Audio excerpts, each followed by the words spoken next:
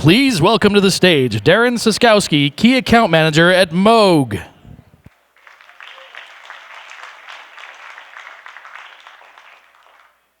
Hello, everybody. I hope everybody had a good lunch. It's good to be here in Seattle. I'm from Buffalo, so we get a little bit of rain too, but it's white sometimes in December and January. But we've been lucky enough to sponsor TEA, both SATE and Summit over the last few years, and I can say firsthand that we've always come away with something different. We're an engineering company. We produce motion bases, and it's either the people we meet or the ideas that we come away with. It helps us become a better partner. So again, thanks to TEA, and very happy to be here. So my name's Darren Siskowski. I am with Moog, and I'm here to introduce the experience segment of the conference. Moog designs and manufactures motion systems. And you might ask, how does that encourage diversity? How does using a motion base encourage diversity? However, it is possible. So Penske had the racing team, and they were interested in identifying race car talent through various different folks where basically your economic background didn't matter. So together, Moog teamed with Penske, and we created a driving simulator, a race car simulator, and it helped identify potential candidates, okay? And that's regardless if you drove or not. The tactile feedback that the trainees felt, it simulated so close to the real thing that the difference between simulation and reality was blurred. So our next panel is here to discuss that, and what I'd like to do is call out the co-chairs. Please welcome back to the stage TEA SATE 2019 co-chairs Ian Klein, Nathan Jones, and Shannon Martin.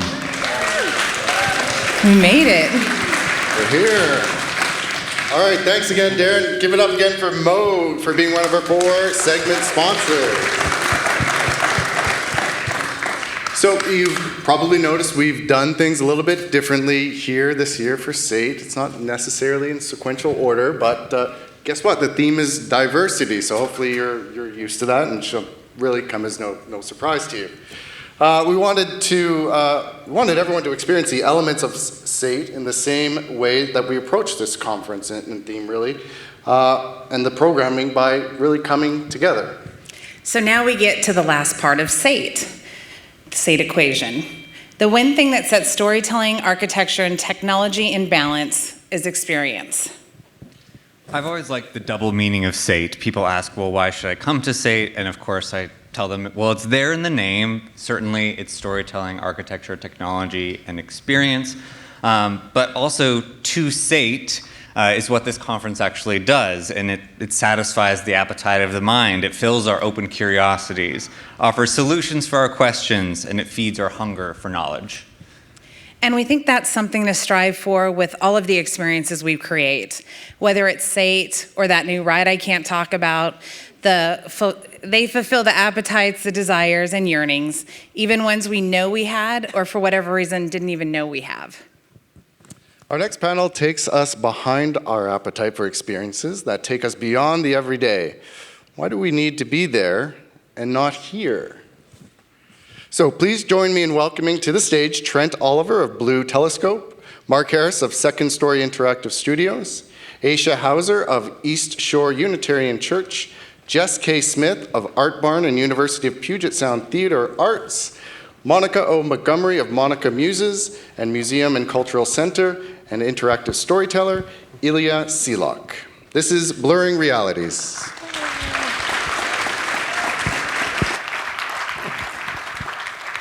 Hey, everybody.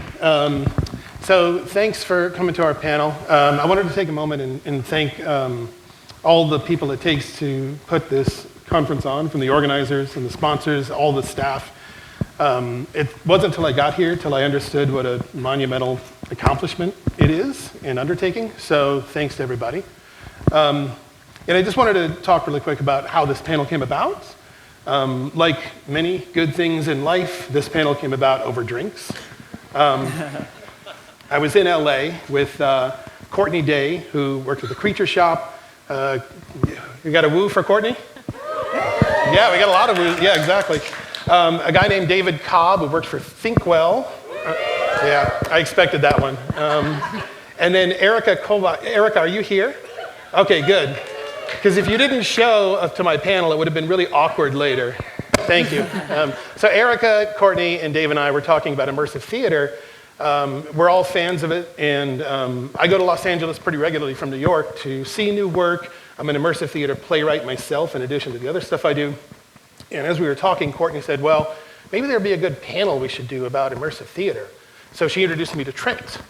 And then Trent and I started talking and going a little further and started thinking about, well, maybe we can take a step back out of the practical and go more into some fundamental questions. And the fundamental question we came up with is, why do people crave immersion? Now, we all know the word, we all use the word, we all understand the word, and the word is getting more and more prevalence in mainstream society. But I always love to take a moment and ask the real base questions. It helps me in my practice. That's why I love teaching. Whenever I teach, I'm forced to reevaluate my own practice, like from the ground up, as I'm teaching people new things.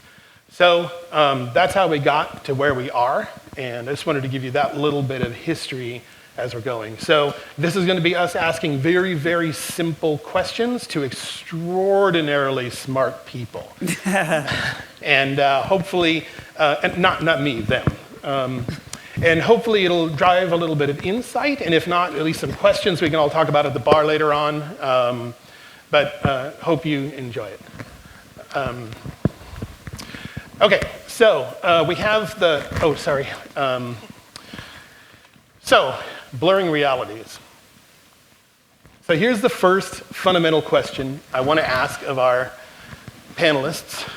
What does it mean to be immersive? And I'm going to start with Jess, please. Yes. Well, I come from a theater background, and so when I think about theater and the origin of theater, the word itself means a seeing place. And I think of immersive theater as being a way to maybe see in a different way or re-see a place or re-see a narrative. So immersive to me, I think the thing that really calls to me about creating immersive narratives is that instead of a traditional theatrical experience that we are in right now, where the lights are out on you and the lights are up on us, and you maybe because the lights go down on you, your experience shifts to you're going to receive information from us passively. Instead, immersive is about increasing your agency as an audience and making you active participants in meaning making, which I also think decentralizes the artist as the sole sort of creator of meaning. And instead, it becomes a shared space for making meaning together. So that's what I mean when I say immersive. Cool. Monica, what do you think? Sure. I'm coming from the background of being a museum curator, as well as a museum director. And so when I think of immersive, I think of how you become consumed with something, like the news cycle around certain despotic leaders that we have, or other various things. How it consumes you, how it triggers you, how it echoes in your mind, how it haunts you, the way that some people are just raving fans of some experiences and other experiences are very forgettable. It's kind of the way that it hits your palate and whether you're consumed and really into the truth of that story or not. Trent, how about we jump over to you? Well, it was interesting because when we first started talking, we were like, oh, immersive, okay, lots of screens, being surrounded. And then we started talking about what is an immersive personal experience. Well, a terrible one was 9/11. All of us know where we were if we're not crazy young. It was a terrible experience, but we were all subsumed. It took over our lives. It was bigger than us. Religion for some people, books for some people, theater. It doesn't have to be just the typical what we're thinking of. And I was just, different people find immersion in different ways. So what is that? So that's where we began, and I find that interesting. I'm going to ask Ilya. So I come from two different perspectives. One is I'm an interactive storyteller working mostly in VR and AR. And I'm also a practicing physician. So I tend to be really interested in the sort of how of immersion. So I'm not going to go deep into the neuroscience of immersion, but I can just say that it's a contentious term, what it actually means. As Trent was saying, that you can be immersed in a book, you can be immersed in a movie, you can be immersed in a situation. Virtual reality is an incredible perceptual immersion. So it does have a broad definition, but I think in general it means two things. One is sustained attention is necessary for immersion. And the other thing is, as you mentioned, an active role for the person who is the audience for an immersive experience. So what that means is some form of situational, procedural, or perceptual modeling is going on, i.e. storytelling in the mind of the person who's experiencing whatever it is that you're making. So that's how I think about immersion, is through those two concepts. Nice. So the last thing you just said is a great, well, in my mind, a great segue. So Aisha, I was going to ask you to respond, but would you mind just taking a second and reminding everybody what you do and who you are, just because I want to make sure it's clear. You know where they're coming from. I do. I'm Aisha Hauser, and I'm the Director of Lifelong Learning at a Unitarian Universalist congregation in Bellevue. I live in Seattle. I'm a religious educator, which is a lay leader. I'm not ordained. However, the last 16 years, I've devoted my life to affirming a pluralist faith. So we do not have a creed. What binds us, Unitarian Universalists, is that we believe we come in from one source and we are all loved. No one should be told they are not loved. We affirm people in the fullness of their humanity. So in terms of immersive experiences from a faith community, I was super fascinated by the panel right before lunch, by the way. I grew up Muslim. I was born in Egypt. And my Muslim ancestors would absolutely curse me if I didn't name that seeing the Kaaba as a site for entertainment was jarring. I have not been a Muslim in over 28 years. However, you're mandated as a Muslim to go before you die. It's one of the 5 pillars. And I grew up in a Muslim home. My mother wears the hijab. She did the pilgrimage at 17. She has to pray 5 times a day, sometimes 6 for extra credit. And when I go to Egypt, seriously, she did. And I go back to Egypt, and I was immersed in Arabic's my first language, and the call to prayer, and the food. We didn't ever had to ask if anything had pork in it when you're in Egypt, right? So growing up an immigrant in this country, the immersive experience is quite different and jarring, right? We don't belong here. In a Unitarian Universalist setting, immersion brings together often interfaith families, often people who are rejected in their faith origin family for being part of the LGBT community or being atheist.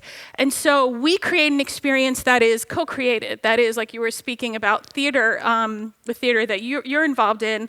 What does it look like to create a religious experience that is new and different? Unitarian Universalism was created in 1961, so we're a relatively young faith, and our origins are Protestant. However, we're a creedless faith. Did I answer your question? I think you started. Yeah, I think that's great. I just wanted to make sure everyone underlined what point of view you're coming from. That's all, and I loved it. Cool. So we're going to move on to the next question. So, how do you immerse audiences in other worlds? And this one is going to be broken up into asking Ilya to go first and talk a little bit about this in the context of the work you do. Okay, yeah. So this slide that you see there, I'll talk a little bit about well, I'm going to talk a little bit about the project that this comes out of. This is a physical installation that housed a virtual reality drama called Queer Skins: A Love Story, which premiered at Tribeca 2 years ago and just won a Peabody Futures of Media Award for Transmedia. So I'm just going to bring up that as someone who's working in virtual reality, I have a real interest in creating stories which create a kind of dynamic tension between the real, I guess, and a sort of magical world where you can step outside the bounds of yourself or your normal way of thinking, which I'm going to just say it is a form of transcendence. I will bring that word into this. And so in that virtual reality experience, we used multiple different kinds of media to create really what was a magical realist aesthetic. So we ended up using 360 video shot on location in rural Missouri. We used photogrammetry of a real 1986 Cadillac. We used 3D volumetric live action video, and we used CG and CG animation, and obviously interaction, actually haptics for Oculus Touch. But the idea was to try and create a story where it would be real and familiar enough that the people in the experience would immediately feel familiar there and feel that they could contribute to the storytelling. It wasn't so strange that it was they were bedazzled by it, let's put it that way. In fact, in this experience, you are seated behind these two parents who are grieving the loss of their son, and you are actually part of the reason that we created this experience is that we wanted you to feel helpless and unable to leave this confined area where you have to witness this dramatic conversation between these two parents about the loss of their son. And what came out of that was really interesting. People going through that experience told us later that it was so powerful because it reminded them of being a kid in the backseat of the car and watching their parents fight and being unable to leave and unable to intervene. And I mean, there is now neuroscience data for why this is really important, but what we managed to do was find a way to, through the story, hook into people's own personal memories, own stories of what it felt like to be in that situation, and that was brought into our storytelling. That is a form of immersion that is gold. You can't actually have a more impactful experience than to hook into people's own personal stories, own personal memories. And so for me, that was really important. On the other hand, we also wanted, part of this was to try and hopefully make people feel more empathic towards the man who is gay, who dies of AIDS, the son that's lost. And so we used, it's a hyper-real kind of environment. It's a magical kind of environment. We wanted to create a kind of magic circle, a term which I take from game studies, where you would feel okay maybe doing things or thinking things that you normally didn't think in your normal life, to give you that permission. And so that's why I think immersion is something that just creates more impactful stories. But again, it's that association between transcendence and the real that I think makes for the most powerful storytelling. Thank you. Monica Montgomery, the how question, would you please? Sure. So the image you're looking at is part of a series I curated called The Pilgrimage Project. I was commissioned by the National Trust for Historic Preservation through their African American Cultural Fund to do an exhibit that looked at African American legacies and kind of turned it on its ear. Sorry, my hair is huge. Unapologetically so. So, this series really looks at freedom and Black freedom in a time of bondage. What does it actually look like in a stylized, non-traditional way to escape from enslavement. And the actors that are depicted in this photo series are doing so with fierce joy, with defiance, with agency, with an unapologetic spirit that they're not going to take it anymore. And literally, through a series of about 40 photographic images, they leave a plantation setting with a big FU to the master and leave and run. And it takes away from that victimhood narrative. A lot of times when we think of enslaved persons escaping slavery, especially African Americans, it's in the dead of night, it's with tears in their eyes, it's with slave catchers and dogs and a lot of tension. And that is one narrative. But I wanted to see what another narrative could look like, one that was a little more fiercer, gave a little more empowerment to the actors within that. And they went through a series of stages, flee, where they're initially deciding we're getting away from here, we're out of here, fuck them, right? Traverse, oh sorry, cursing. Traverse, representing the arduous journey, wayfinding through forests and terrains, all of that. Camping, the desire to rest in the middle of this experience and try to create spaces of comfort and belonging on the journey, setting up a campsite beyond, and then settling, finding their new freedom city and freedom colony and settling there, and there being a happy ending to that story. I did a lot of research in the archives, looking at historical images. This also came out of me looking at the family tree of an enslaver, where their family tree was long and robust and had all these different branches, but the family tree of the Africans that they owned didn't have that kind of detail. And often that is denied to people of color, where we don't have the archival backstory, we don't have the roots and the wings to help us trace our lineage all the way back, in many cases, to Africa. So looking through all of those mediums, it made me realize we need new imagery. We need new faces. We need a new depiction of this story. And so that's how we approached it with the Pilgrimage Project. Cool. One thing I just want to probe there a little bit is, going back to your definition of immersive.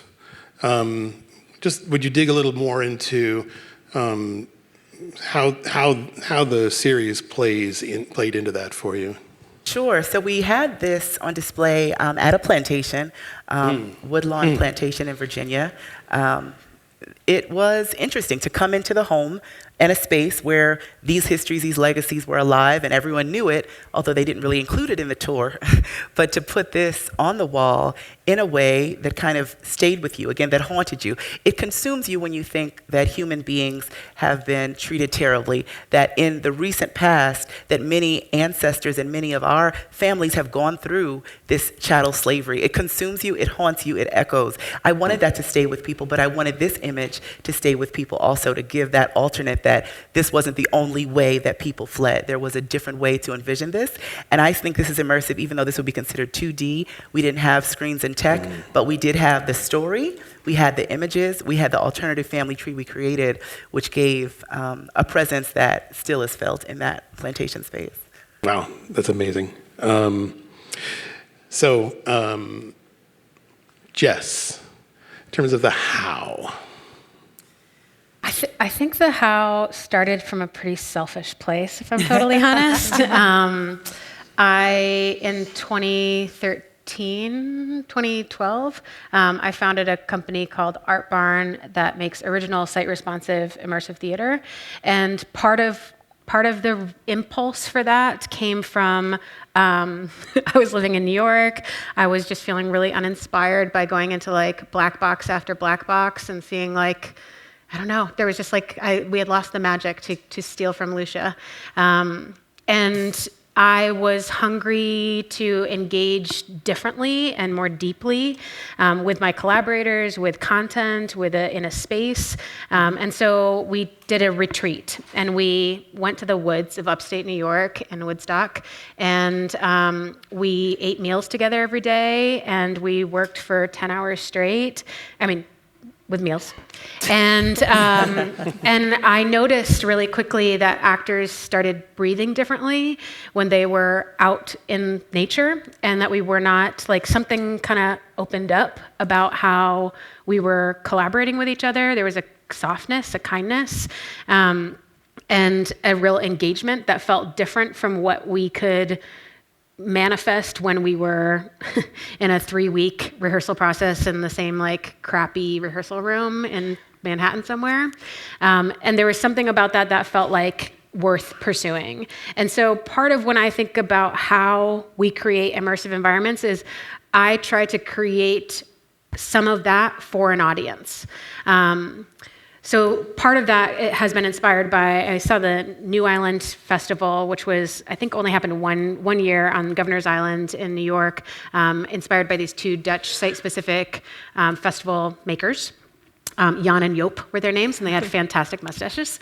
And part of their philosophy was that with a festival environment, you have to leave your routine. You have to leave your home, and you have to go somewhere new. And that when you go somewhere new and you say yes to a festival, instead of I say yes to a ticket for this show that I expect to be 2 hours and 30 minutes long, and I paid $80 for it, and so I expect it to be $80 worth of content, that instead I've said yes to an experience. And because I've traveled somewhere beyond my routines, I've also opened my mind up to a different way of engaging.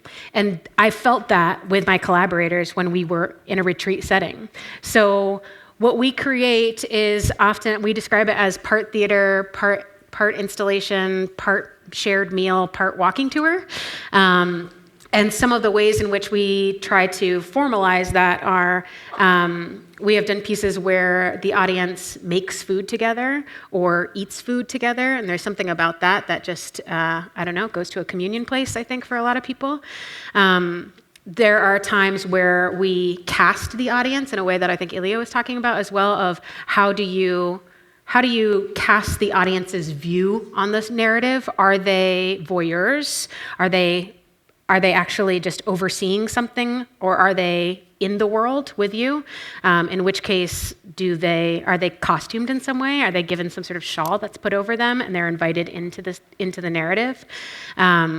So there are different ways in which we've sort of like tapped into that in a literal way, but I think the philosophy underneath it is about trying to release some of the familiar constructs that limit the way that you engage. I love what you said about eating together. One of the most powerful things I've ever done was a play Ed Iskandar had directed where at the intermission, the actors and the audience dined together. Yeah. And it was unreal. Aisha, you started to touch on this in your previous one, so please continue to dig into the hows of...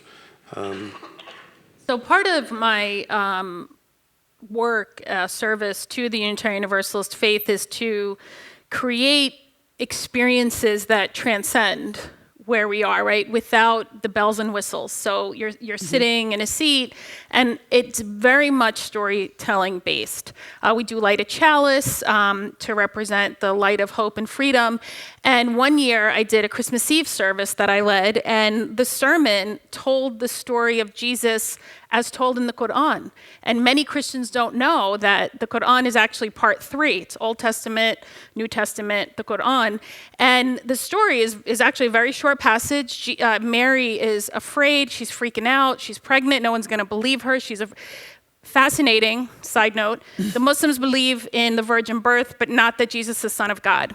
So, but in the, yeah, I don't get it either. So, all due respect, and because I grew up Muslim. So the story is she's freaking out. Jesus talks to her, and he says to her, "Don't worry, I'm going to take care of you." And there's something beautiful and primal and speaks to what anxiety that we feel when we're afraid. And here is this being that is inside of her that is telling her he will take care of her. And there's something beautiful about that. And so this isn't a typical Unitarian story, or at least mine. So I'm done with the service. It's Christmas Eve. Now, I didn't grow up Christian. So I'm leaving, and this grandmother comes up to me. She said, "Oh, my son," he's 3, my grandson would like to see the baby Jesus.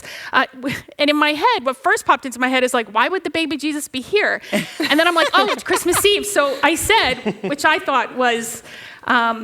well, it was the best I could come up with at the minute. I'm like, oh, baby Jesus is home waiting for Santa. And Yeah, and the grandmother looked at me, and even the grandson was like, "I'm sorry, what?" Like,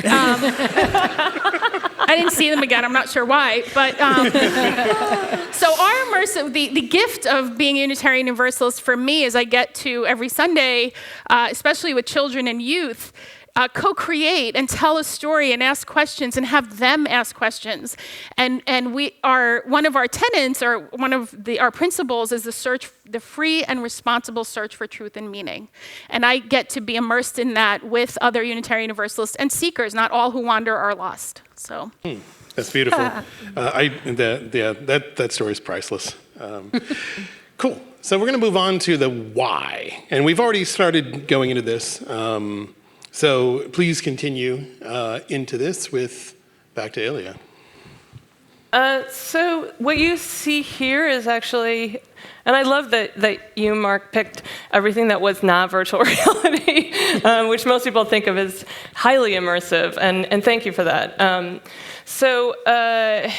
Why? I think that everyone here has actually touched on this a little bit, which is that I want to create a story that allows people to think differently, gives them permission to think differently. And it might be in the setting of going to a place that's not their usual place. It might be in the way that in the Unitarian Church you allow people to co-create a narrative. That is that. But the why is because that part of the creative process for people opens them up to different ways of connecting with other people, different forms of intimacy, different forms of looking at themselves and looking at their world and looking at their place in the world, their agency in the world. So it is, bottom line, it's incredibly idealistic, but I actually think it is true and very, very powerful. As I mentioned, I'm a physician. I think especially in virtual reality is definitely guilty of this. I think a lot of immersive experiences are probably guilty of this. There is an ethical question about pure immersive spectacle for me. I think, especially depending on the type of story that you're trying to tell. And I'm trying to tell a story that's about this family who's lost their son to AIDS, and he's estranged from them, and the questions that brings up, and then the mother and father are devoutly Catholic, so what questions does that bring up? To have it be that you could, for instance, pretend to be a gay man for 5 minutes it just never even entered my head and we see virtual reality experiences that do this. The bottom line, though, is that what I want to do is create an experience that when you leave, something has changed within you. And it's not because, I gave the situation the possibility through the storytelling mechanics for that to happen, but the work was all on the people. That is a creative experience for people, and people crave that because it also connects them not only to the story, but to other people. So this thing is really interesting. So in the installation at Tribeca, we actually spent half of our funds on working with artist photographers, and we asked people after they went through the virtual reality and after they went through this installation, which was the man Sebastian's Missouri bedroom remade with imagination and memory, filled with archival objects, hand-curated by me, it was totally interactive. You could touch, you could play a record, you could open things, you could type on a typewriter. There was a million things to do in this domestic space. If they would, after they went through that experience, look for an object that told or resonated with their own story of love and loss. And we had people there from 15-year-old girl to an 80-year-old man, and people found objects and then they agreed to be anonymously photographed with the objects. And there was an incredible power in that, because all of the emotion that had been built up in the storytelling was then able to be discharged into this very creative act that also, again, harnessed into their own memories. If you look at this guy holding the Fra Angelico book, look at the white knuckles on this guy, all right? And people opened up to us. The story with this man is that he picked the book because it reminded him that when he was 7, he's Irish Catholic, when he was 7, he lost his 3-year-old brother. And recently he was reading a book about conversations with angels. So that's why he picked this book. That using your body in that way, that does something monumental. It really does. So why do I do it? Because I am hoping, ultimately, that it will increase our ability to connect with others, to be more tolerant, to be more open-minded. That is honestly why I do it. Amazing. Monica, please. So the way that I see it, history is not fixed, it's fluid, right? It shifts, it shapes, it contours to the storyteller, which tends to be the victors. And African American history, African diasporan history, has been largely hidden histories. And as a curator, as a person who believes Black Lives Matter, as someone who works in museums who's duty-bound to tell full, expanded stories, we need to dive into the hidden histories. And like Viola Davis said, exhume those stories. We need to find the nooks, the crannies, the facets. And so history and art, by extension, is about truth-telling. And that to me is the why, the how, the motto, the message. There's this quote that I say to myself every morning when I look in the mirror. It's by an activist from back in the days. Her name is Pauli Murray. She was a lawyer, she was a clergy member, she was gender nonconforming. She's a very powerful person. And she says, you can't start to heal until we tell the truth. We can't start to heal until we tell the truth. So if the truth is hidden, then we must uncover it. If the truth is due to a lack of imagination, then let's imagine it. I like to tell resistance stories. I'm not really into stories that really center slavery and sorrow, right? We know that. There are many museums that do that well. The museums that I curate for, that I represent, that I advise, try to tell stories of resilience and resistance and overcoming and fierce joy. And if we are going to tell a story about enslavement and the terrible causes and effects of it, let's tell the lesser story, the unknown story, the story of how people got free, became self-determined, built up cities, built up areas where they could live in intentional community without threat, where they can protect themselves. Those are the stories that I like to tell, and I think that honors my ancestors, I think that honors all of our humanity, and it makes sure that we're never for lack of truth, that truth is always at the core, and we're imagining fantastic truths that can take us to these utopian futures. Yeah, please. Jess. Well, beyond the sort of festival model thing of moving past the transactional experience of art, I also think that there's something about that agency component with audience that I'm really invested in. And we're a company that often performs for adults. And we were working on a piece, not this piece actually, but the one that the last photo was from, that was based off of the Collier brothers from Harlem, which is, I would say, is the best Wikipedia page that you can read. They're like notorious hoarders. It's a fantastic story. But we were working on that piece, and we were in residence at a place where there was also a writing residency for 5th graders from the Queens, and it was their last day, and they weren't going to be able to come see the show, but they had been seeing us like sort of rehearsing, and they asked if they could come to our dress rehearsal, which ended up being like the most valuable thing for us to sort of learn how an audience would engage. And so we gave our normal spiel, which is, follow what interests you. And if a door closes in front of you, don't open it, otherwise follow what interests you. And these 5th graders, like the first actor came out, and like when the actor moved 1 step, they moved 1 step. And they like moved 2 steps, and they would move 2 steps. They were like on top of him. And there was something about that I was, and their teacher afterwards came up to us and was like, I have never sustained their energy for this much time in my life. Like this is a piece that was over an hour long, and they were glued to the actors the entire time. And there was something about that clicked for me about it's an invitation that these students had never had, certainly with theater, but had but rarely get, actually, is an invitation to follow what interests you.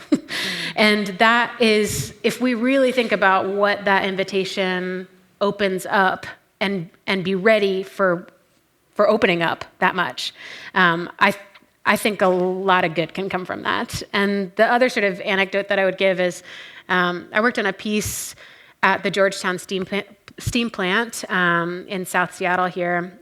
And that was a piece where it was truly site-specific. So we created a story that was completely inspired by the history of that space and that space in relationship to the Duwamish River and Seattle's own history.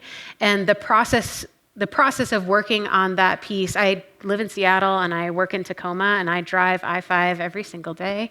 And the process of working on that piece and going through the work of turning history into a narrative and then inviting audience into that made me re-see that building that I drive past every single day. And it made me rethink about the history of this place, the history of our relationship to the Duwamish people, the history of our relationship to industry and technology and how that changes and grows. And I think that there is great value in that as well. So both from the kind of audience agency perspective and also from the perspective, both as, I think, as artists and audience, of getting the opportunity to re-see spaces, I think holds a lot of power. Aisha. So we just go into space, is what we do. That's obviously an image from the Hubble Space Telescope. And I was thinking about one of the things that Unitarian Universalists affirm is that revelation is not sealed. And we don't promise an afterlife because we don't know. We're very clear we don't know what happens after we die. What we know is we're here, we're connected to each other and the earth. And one of the things that's part of my ministry is centering the voices of folks with target identities. Black Lives Matter, Indigenous people, LGBTQ folks, Black trans women are being murdered at an alarming rate. And it is uncomfortable to hear that, and it should be. So in our spaces, in Unitarian Universalist spaces, one of the tensions right now is we're predominantly a white faith, dominant culture, and yet, the folks who are people of color, from the LGBT community, trans folks especially, are saying we're going to make space in the faith where revelation is not sealed, where we are affirmed in the fullness of our humanity. So the why is so we can get more connected to each other and the people for whom we almost never center. Because what happens is, in the United States, that has been founded on violent extractive capitalism, is, whoever clapped. Well, because, I'm going to name, there was a tweet about, the current regime, may get impeached not because of caging brown and black people, but that's the history of this country. That is not an impeachable offense in this country. And so in our church, in our Unitarian Universalist faith, we talk about that, and it is uncomfortable, and that's part of spiritual growth, is naming. In the Bible, it says we are judged by how we treat the least of these. The Bible is not our central book, and yet we learn from that timeless theme that how do I sleep at night? I ask this question of myself. There are babies in cages. There are humans, mass incarceration, in cages. So I'm a prison abolitionist, and one of the things that Church of the Larger Fellowship, which is an online Unitarian Universalist congregation, we have 1,000 incarcerated people, and they one of the things they're allowed, even folks in solitary confinement, is to take a course with a faith community. So one of the folks a man who is incarcerated in solitary confinement, only allowed outside half an hour a day and doesn't even see trees because even the outside is all cement, wrote and said one of the curriculums we did it was a rainbow curriculum, and green was nature. And he said, I don't see nature. So what he said was, I found ants in my cell, and I laid down and watched them. And that was my connection to something else alive. And that is deeply, deeply moving and powerful. And then one of our mandates as Unitarian Universalists, how do we make the world a better place? We have the immersive experience on a Sunday or during the week whenever we offer a connection with each other. We have online worship. but then we know this, now we have to do something about it. Amazing, thank you. So we're going to move into our final question, which is going to be more free form. I think everyone should feel they jump in as we go. And the question is immersion a need? Is a need for immersion part of who we are? Is it baked into our psychology, into our neuroscience stuff? You really want me to go there, don't you? And this is all, I feel free, anyone to jump in and start, Well, whoever can I wants. quote Carl Sagan? One of the things he said was that humans are a manifestation of the universe trying to understand itself, which is really powerful. So I think we do need it as part of, and I'm sure you can speak to the neuroscience, as part of who we are. Anybody else want to dive into this one? I think we'd all like to hear about mirror neurons. That's exactly what I was going to talk about. No, I mean, just very briefly, there is sort of a radical move in neuroscience, which you wouldn't know necessarily from looking at AI communities, but in thinking about how human consciousness works. And it used to be that we thought that the brains were computers, and then we took in information and we moved around abstract symbols, and then we shot out commands to our body, and then we did things. Well, it turns out, in 1992, this guy, Francisco Varela, who was a Chilean neuroscientist, came up with this idea, based on a lot of other people's work, on called embodied cognition. And what that means is that we are not brains in vats. We are complex organisms which understand our world and our agency in it by interacting with others and with that environment. And not only does that allow us to do better in that environment, it actually shaped the evolution of human consciousness. So what you just mentioned, mirror neurons, is a part of that, which is, as I'm up here, and actually that lovely woman is doing in the sign language, every one of your brains is actually firing exactly those same neurons. Your limbs aren't moving, but those same motor neurons are firing. So you tell me that we're not wired for immersion insofar as we're connected in that way on the most basic level of how we understand things and how we interact in the world. I have a layman's point of view, clearly. But all of us here, many of us are in the creative industry, and many others are in the technical industry. But more than likely, there's a lot of workaholics in this place, and we find joy in that. When we get in the creative flow and we disappear and we lose ourselves in whatever we're working on, or we lose ourselves in the story, or where we're outside of our little petty needs and our little petty wants and disappear, that's immersion. Whether it's workaholic, and I hate to say this, drugs, drugs, alcohol. A lot of people go hunting and looking to disappear from the pettiness of life to find something bigger. And, when we do connect, when we do find a hook that allows us to learn or to grow or to connect and experience life as someone else would, I think we dive into it. Monica or Jess, do either of you have anything you want to? Yeah, I'm just going to say I think we owe it to ourselves and the world to be as creative as we can, to dream as big as we can, to envision futures that haven't even happened yet. That is the beauty of our collective industries and what we need to feel our full humanity.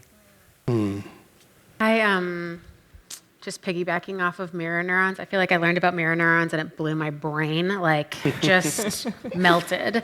Because I think it's actually a scientific foundation for thinking about not just immersive, but audience experiences as a way to practice empathy. And I can't think of a time when we need that more. Right. So yeah, I think that it is not only scientifically proven to be part of who we are, but it also is maybe culturally part of what we need. Shared humanity. Cool, thank you. I think we're going to have questions. We have a little bit of time left. Is that true, Ian? Oh, sorry. No, sorry, keep going, please. I just want to name that one of the things that I've always been hypersensitive to is when we say we, and it's important to name the we. And when you're talking about creating the panel about including folks with disabilities and how it actually includes everyone, before you create an immersive experience, whether it's about empathy or the goal being empathy or whatever, bring people in who live that life, or have them lead. Listen to folks on the margins. And one of my least favorite immersive experiences, and I don't do it at the church or any church I've ever served, because I am, is the poverty, pretending you're poor for a day. I'm sorry, I grew up on welfare for 2 years, and there is no one day that you're just not gonna gain the empathy, and it's not the same thing as actually talking to a person without a home, without food, who is food insecure. So be mindful of that too. Cool, thank you very much. Okay, so we've got a number of questions here from the app.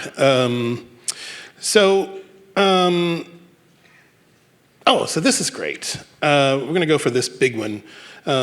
Is the ultimate goal of immersion, say 50 to 100 years from now, to forget reality? No. I have so many thoughts about this. Nope. then please go. We started, we touched on it last night a little bit of is the point of immersion escapism? And, sorry, I should reframe. My goal for 50 to 100 years from now in terms of immersion is about a better ability to see here, or an increased consciousness, an increased awareness, a sort of new sensitivity. It's like you're heightening your ability to be here rather than creating more pathways to leave here. Anybody else? Yeah, 100%. I think we already have escapism, and I think it has not served humanity in any way. Not if it replaces being here and now and being connected to each other and the earth. I think it'll just be more destructive. But I also just want to point out, and maybe you can dive deeper into this, that what you were talking about, imagining the past or giving a narrative to the past and also imagining a different future, that is not the same as escapism. So I just think you should, maybe, if you wouldn't mind just going into that, because it's really important, I think. Thank you for that work you're assigning me. Sorry. So, to the point of what's going to happen in the future, hopefully there'll be fuller histories, right? We'll understand this moment better. We'll understand past moments better. Gaps will be filled in. Envisioning futures, I don't see it as escape. I see it as, change we can believe in. Not to be so, cliche, but it's kind of hope for the future and what might occur, at least the way that I would interpret it through the art and culture lens. I think it's about building hope and increasing options. I have a thought that it's two. Just pure escapism, that's the easy way out. That's what is typical. Everybody does. Great, that's just the flashy ride, you spin around a lot. But a true connection of, going through an immersive experience where it really touches you and you go back and it keeps coming back to you, that's the hard work. And that's where you're really connecting with people and it isn't the flash in the pan. And you're always going to have the low end and then you're going to have the high end. And it's where do we want to focus? Cool. I'm going to take another question. Is it truly immersive if we cannot change or affect the outcome? Okay. Go, Jess. You want to go? Yeah, I have to say about that. I was so find me afterwards if you're also obsessed with this question, but I feel obsessed with the tension in immersive theater, at least, which I think probably exists in other ways of thinking about immersive storytelling, between audience autonomy and narrative. And specifically as theater makers, I think we really want there to be a narrative. We care about the narrative. Somebody wrote it. We want them to hear every part of it. But part of immersive is engaging in this, if you're really going to invite them to explore what they want to explore, it might not be your narrative. It might not be the thing that you work so hard on.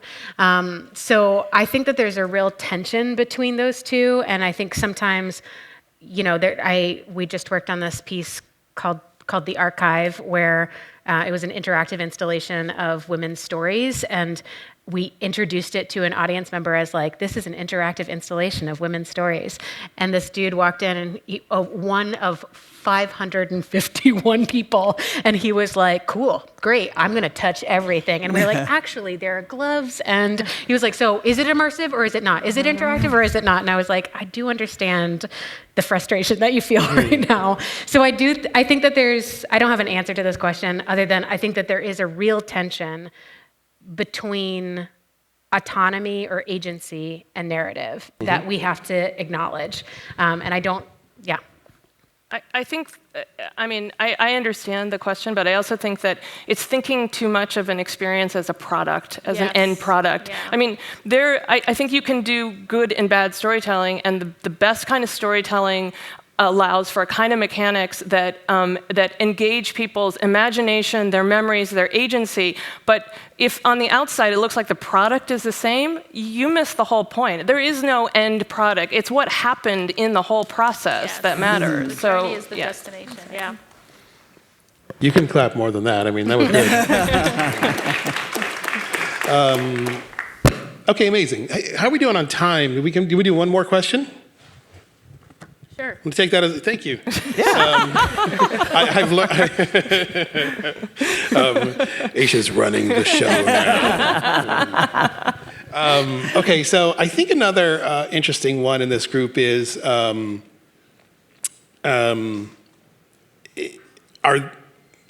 there degrees of immersion, or is it you're either immersed or you're not? So run with that, whoever wants to run with it. I think, of course, there's degrees of immersion. I mean, sometimes I start a movie, I'm paying attention, and I'm immersed in it, and then I fall asleep. And so, I don't think we're not robots. I mean, we're living beings, and our brains function a certain way that we can be completely immersed from beginning to end, or be obsessed with touching something without gloves. You said he was a man, right? Because the sense of entitlement, right? We can't leave that out. That's what I think.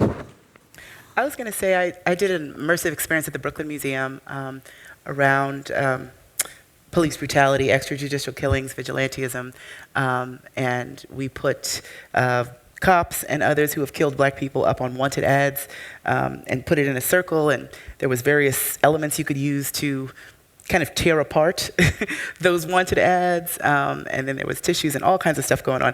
And I feel like people in that space were immersed in different degrees. Some people didn't want to let themselves go into that depth of feeling, that rage, that sadness, that just feeling of helplessness. Some people burst out crying. Some people walked away. Some people were like, what's supposed to happen here? What am I supposed to do? And I'm saying, do what you want to do. So there was a lot of uncertainty. So I think it's really how much the audience, the visitor, the viewer lets themselves get engaged with that story, especially if it's a story that doesn't necessarily have a happy ending.